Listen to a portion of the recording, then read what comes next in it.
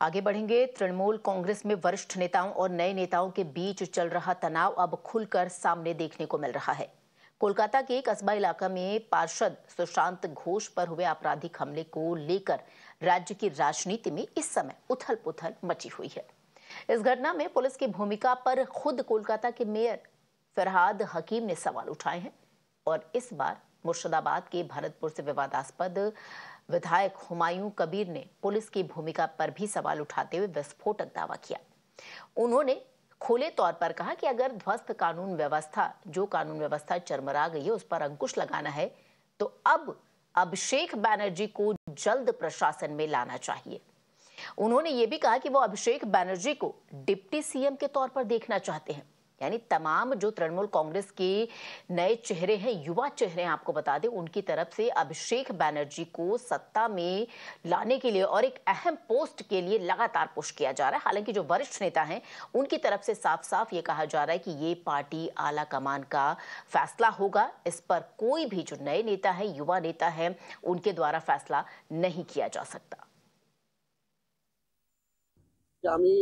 मुख्यमंत्री काछे आवेदन करब जे যত তাড়াতাড়ি সম্ভব, যত দ্রুত সম্ভব ওনার একটু লোড কমার দরকার। উনি তিনবারের মুখ্যমন্ত্রী, প্রায় 14 বছরে পা দেবেন আর কয়েকদিনের মধ্যে।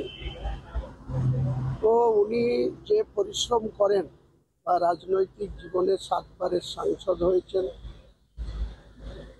4বার কেন্দ্রীয় মন্ত্রিসভায় থেকেছেন, রেলের মতো ইম্পর্টেন্ট দপ্তরের দায়িত্ব 2বার পালন করেছেন, 3বারের মুখ্যমন্ত্রী। এখনো তিনি আমাদের মুখ্যমন্ত্রী হিসাবে থাকুন, কিন্তু অভিষেক বন্দ্যোপাধ্যায়ের অভিষেক হওয়া এখনই দরকার।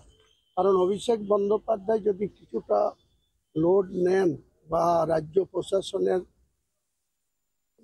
থাকেন, তাহলে আমার মনে হয় পশ্চিম বাংলার সাধারণ মানুষ উপকৃত হয়।